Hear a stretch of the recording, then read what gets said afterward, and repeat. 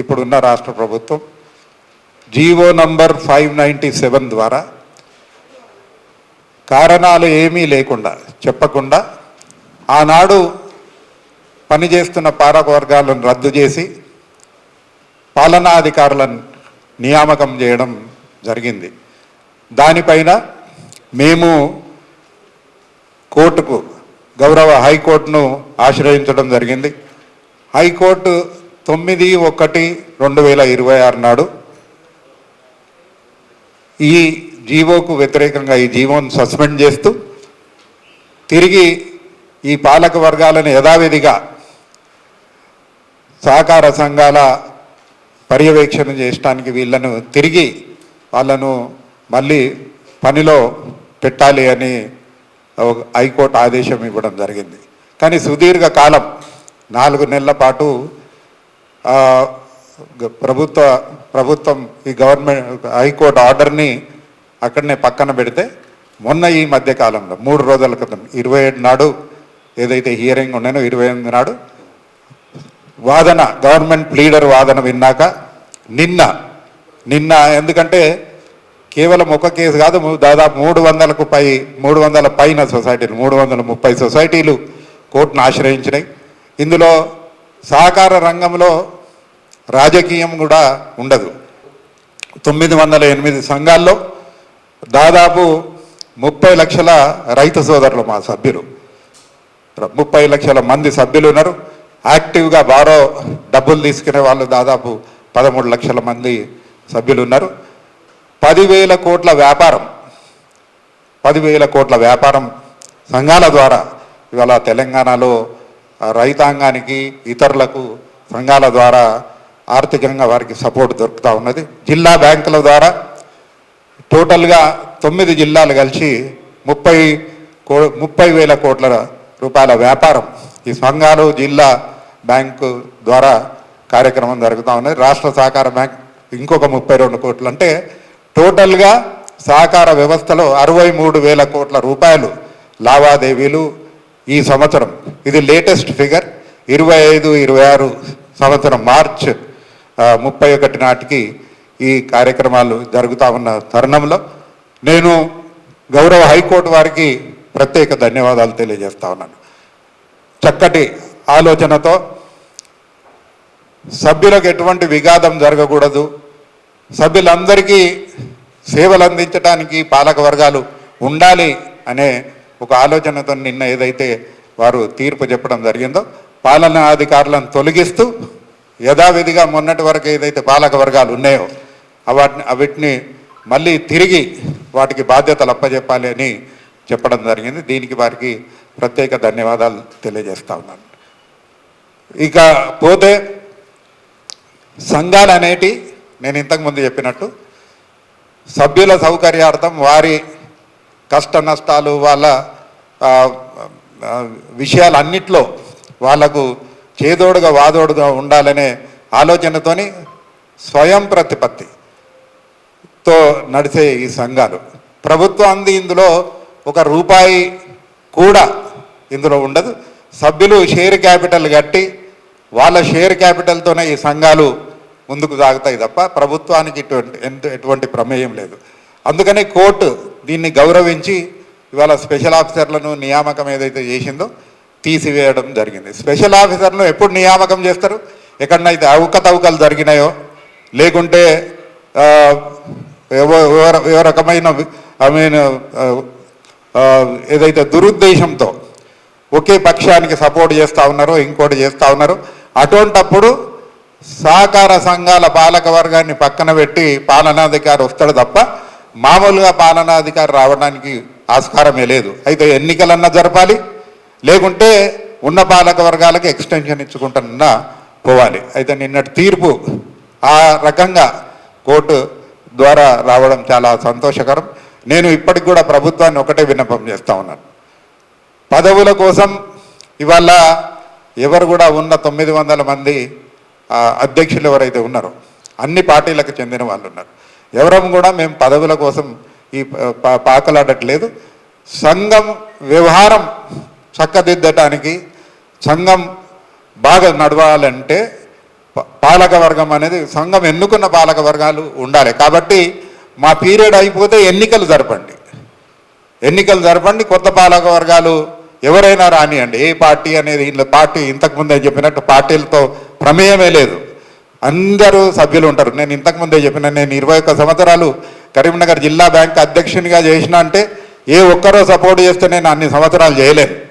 అందరూ కలిసి నేను చేస్తున్న పనితీరు, మా పాలక వర్గం నడిచిన తీరు ఇవాళ యావత్ భారతదేశానికి ఒక దిక్సూచిగా, ఒక రోల్ మోడల్గా ఇవాళ కరీంనగర్ జిల్లా కేంద్ర సహకార బ్యాంక్ తయారైందంటే అందరి సహకారం. ఆడున్న పాలక వర్గాల్లో అన్ని పార్టీల వారు కూడా ఉండేవారు.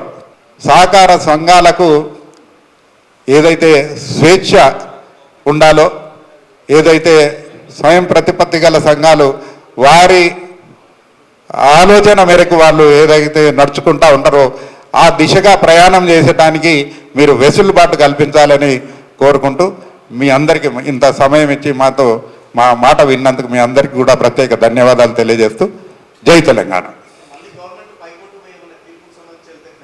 ఏమంటారు? అది మాకు తెలియదు. అంటే ఇవి నిన్నటి తీర్పు తర్వాత అంటే ఇంకో మాట కూడా జరిగింది. 27 నాడు ఈ తీర్పు రాకముందు ప్రభుత్వం ఆ జీవోను విత్డ్రా కూడా చేసుకుంది. వాస్తవంగా ఒకరోజు ముందు నిన్న హియరింగ్ ఉండింది, అంతకుముందు రోజు ఈ జీవోను కూడా విత్డ్రా చేసుకున్నది. ఏదైతే పాలనా అధికారులు ఉన్నారో వాళ్ళ నియామకాన్ని తీసేస్తూ ఏదైతే జీవో ఇవ్వడం జరిగిందో దాన్ని విత్డ్రా కూడా చేసుకోవడం జరిగింది.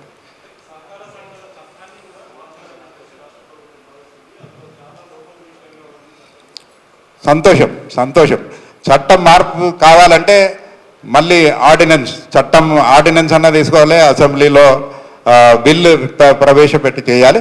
ఏమన్నా అటువంటి ఇష్యూస్ ఉంటే ఖచ్చితంగా చేయాల్సిన అవసరం ఉంటే చేయాలి.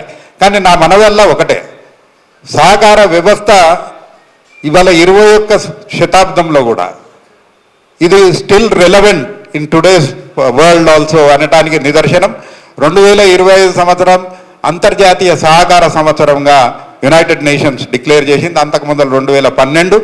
ఈ సంవత్సరం ఇంకో అడుగు ముందుకు పోయి ప్రతి 10 సంవత్సరాలకు ఒకసారి అంతర్జాతీయ సహకార సంవత్సరాన్ని నిర్వహించుకోవాలని యునైటెడ్ నేషన్స్ ఒక నిర్ణయమే తీసుకున్నది. కాబట్టి దీనికి ఇది ఉద్యమం, ఇది ఒక ఉద్యమం, ఇది ఒక డిపార్ట్మెంటో ఏదో కాదు, నిరంతరం నడిచే ఉద్యమం. ఈ ఉద్యమంకు ఎంత ప్రాధాన్యత ఉన్నది, దీనికి శక్తి ఏంది అని గ్రహించి ఒకటే చెప్తా ఉన్నాను. 75 సంవత్సరాలు స్వాతంత్రం వచ్చాక కాంగ్రెస్ ప్రభుత్వం ఎన్నడూ కూడా ఆలోచన చేయలే. బీజేపీ, నేను అభినందిస్తా ఉన్నాను, నేను బీజేపీ పార్టీకి చెందినోని కాదు, కానీ బీజేపీని ముఖ్యంగా ఇవాళ అమిత్ షాని నేను అభినందిస్తా ఉన్నాను. దీని ప్రాధాన్యత గురించి, దీనివల్ల రైతాంగానికి గ్రామీణంలో దీని ద్వారా జరిగే సేవలు ఏ రకంగా సేవలు అందుతాయని గ్రహించింది. కాబట్టి ఒక మంత్రిత్వ శాఖ తీసుకొచ్చి ఆ మంత్రిత్వ శాఖ తేవడమే కాదు, ఆయనే ఇలా mighty powerful India number 2 man ఆయనే దీనికి మంత్రి కావడం అంటే దీనికి ఎంత శక్తి ఉన్నదని వాళ్ళు గ్రహించింది అనేది కూడా మనం ఒకసారి తెలుసుకోవాలి. ఎనీథింగ్ ఇంకేమన్నా అడుగుతారు? మాకేం నష్టం లేదండి. నామినేట్ ఎందుకు చేయాలి? ఇది ప్రభుత్వానికి ఏమీ అవసరం. ప్రభుత్వం కేవలం పర్యవేక్షణ చేయాలి. ప్రభుత్వానికి వ్యవహారం గాడి తప్పుతుందా, బాగా నడుస్తుందా చూడాలి తప్ప వాళ్ళ ఇష్టారాజ్యం. ఇప్పుడు నేను నా వెంట నడిచే వాడిని తీసుకొచ్చి సంఘం అధ్యక్షునికి చేయడము, సంఘం సభ్యుగా ఉన్నాడో లేడో అటువంటి వాడిని తీసుకొచ్చి నామినేట్ చేయడం సరికాదు. కానివ్వండి, ఎవరైనా కానీ ఎన్నికలు పెట్టండి. ఇలా కాంగ్రెస్ ప్రభుత్వం అనేది కాంగ్రెస్ ప్రభుత్వంకు అనుకూలంగా గెలిస్తే గెలవండి, ఎవరైనా గెలవండి. కానీ 5 సంవత్సరాలు, ఇప్పుడు నేను ఇంతకుముందు చెప్పిన రాజశేఖర రెడ్డి గారు ప్రతి 5 సంవత్సరాలు ఎన్నికలు జరపాలి, ఈ స్వేచ్ఛ ఉండాలి అని వైద్యనాథన్ కమిటీ ఒకటైతే కేంద్ర ప్రభుత్వం, అది కూడా కాంగ్రెస్ పార్టీ నియామకం చేసిన కమిటీ. అది వైద్యనాథన్ ఆ కమిటీ సిఫారసులకు అనుగుణంగా రాజశేఖర రెడ్డి గారు భారతదేశంలోనే మొట్టమొదటి వ్యక్తి సంతకం చేసిండ్రు. ఇది బాగుంటుంది, దీన్ని వదిలేస్తే రైతాంగానికి మంచి సేవలు అందుతాయి, ఫ్రీడమ్ ఉండాలి, వాళ్ళకి స్వేచ్ఛ ఉండాలని వారు చెప్పడం జరిగింది. కాబట్టి ఎన్నిక అనేది బికాజ్ ఎక్కడైనా ఇప్పుడు మీరు చూస్తున్నాం ప్రభుత్వం ఎమ్మెల్యేలు 5 ఏళ్ళకు ఒకసారి ఎన్నుకుంటారు, మిగతా వ్యవస్థ కూడా 5 ఏళ్ళకు ఒకసారి దీనికి మళ్ళీ నామినేటెడ్ దీన్ని కూడా ఎన్నుకోండి, సభ్యులు ఉన్నారు. ఆ సభ్యుల్లో నుండి ఎవడో కొత్తదనం వస్తుంది, కొత్త ఆలోచనలు వస్తాయి, కొత్త పాలక వర్గం వస్తే కొత్త ఒక ఒరబడి సృష్టించడానికి అవకాశం కూడా ఉంటుంది. ఎందుకంటే మన వ్యవస్థ బ్రహ్మాండంగా నడుస్తున్నది బ్రదర్. ఇంతకుముందు చెప్పినట్టు 63,000 కోట్ల వ్యాపారం చేస్తూ ఉన్నది సహకార సంఘాల ద్వారా. జిల్లా బ్యాంకులు ఒక 30,000 కోట్లు, రాష్ట్ర సహకార బ్యాంకు ఒక 32,000 కోట్లు. ఇందులో ప్రాథమిక వ్యవసాయ సహకారాల సంఘ వాటా 9,000 కోట్ల వ్యాపారం, మామూలు కాదు. 10,000 కోట్ల డిపాజిట్లు ఉన్నాయి. నేను ఇంతకుముందు చెప్పాను, ప్రభుత్వం డబ్బులు కంటే ఎట్లా నడుస్తుందంటే జిల్లా బ్యాంకుల దగ్గర 10,000 కోట్ల రూపాయలు ఉన్నాయి, స్టేట్ కోఆపరేటివ్ బ్యాంకుల దగ్గర ఇంకొక 12-13,000 కోట్ల రూపాయలు ఉన్నాయి. ప్రజల పైసలతో ప్రజల సొమ్ముతో నడుపుతూ ఉన్నాం. ప్రభుత్వం ఏమి ఇవ్వదు. పంట రుణం రీఫైనాన్స్ అదొక్కటి మాత్రమే జిల్లా బ్యాంకు ద్వారా రైతుకు వస్తుంది. మిగిలిన వ్యవహారం అంతా వనరులు మేమే సమకూర్చుకోవాలి, మేమే నడుపుకోవాలి. సంఘాలు భయపడుతుందని నేను అన్నను, వాళ్ళ ఆలోచన ఏందో కానీ పెట్టాలి అనేది మా ఆలోచన, పెడితే బాగుంటుంది అనేది మా ఆలోచన. అందరు ఉంటారు, నేను అందరికీ చెప్తాను. నేను అందుకనే ఇక్కడ ఇవాళ ప్రెస్ క్లబ్లో కూర్చోవడం మాట్లాడడానికి ఇక్కడ వచ్చి కూర్చున్నది ఏంటంటే సహకారంలో రాజకీయం లేదండి. నేను ఇంతకుముందు చెప్పిన, నేను 21 సంవత్సరాలు కరీంనగర్ జిల్లా బ్యాంక్ అధ్యక్షునిగా ఉన్నానంటే నా ప్రాథమిక వ్యవసాయ సహకార సంఘానికి 21 సంవత్సరాల నుంచి నేను అధ్యక్షునిగా ఉన్నానంటే ఆడ అందరూ అన్ని పార్టీల వాళ్ళు నాకు సహకరించబట్టుకేనే నేను ఈ స్థాయికి పోయినా. రాజకీయం చేయలే, ఇక్కడ అందరినీ ఒకేలాగా చూసినాం కాబట్టి వాళ్ళు వాళ్ళ మన్నన పొంది అన్ని సంవత్సరాలు సేవ చేయగలిగిన. అక్కడ రాష్ట్రంలో ఉన్న సింగిల్ విండో చైర్మన్లు అందరికీ కూడా మేము ఒక విజ్ఞప్తి చేస్తున్నాను.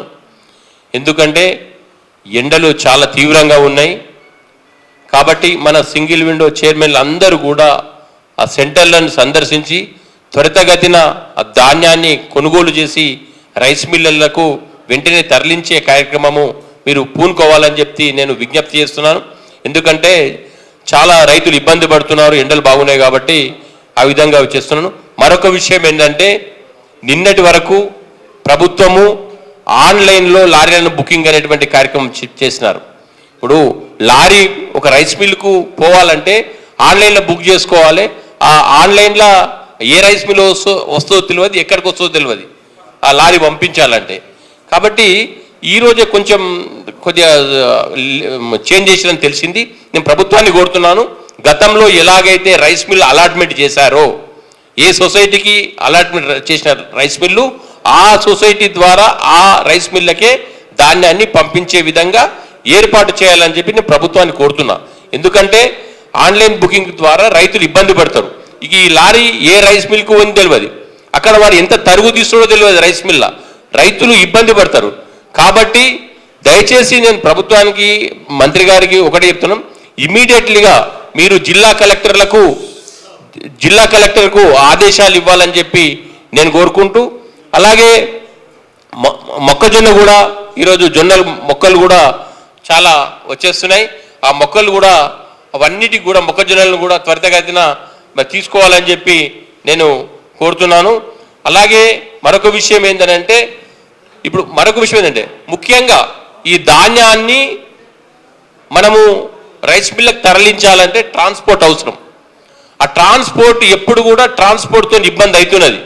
కాబట్టి ఈ ట్రాన్స్పోర్ట్ను కూడా ఎక్కువ లారీలు అలాట్ చేయాలని చెప్పి నేను సంబంధిత కలెక్టర్ల గారిని నేను కోరుతున్నాను. ప్రతి పిఎస్సిఎస్కు ఒక సెంటర్కు మీరు లారీలు అలాట్ చేస్తే ట్రాన్స్పోర్టేషన్ బాగుంటుందని నేను తెలియజేస్తూ, ముఖ్యంగా గౌరవ హైకోర్టు ఇచ్చినటువంటి ఆర్డర్ను మేము సింగిల్ విండో చైర్మన్ల పక్షాన, రాష్ట్రం పక్షాన గౌరవ హైకోర్టుకు ధన్యవాదాలు తెలుపుతున్నాము.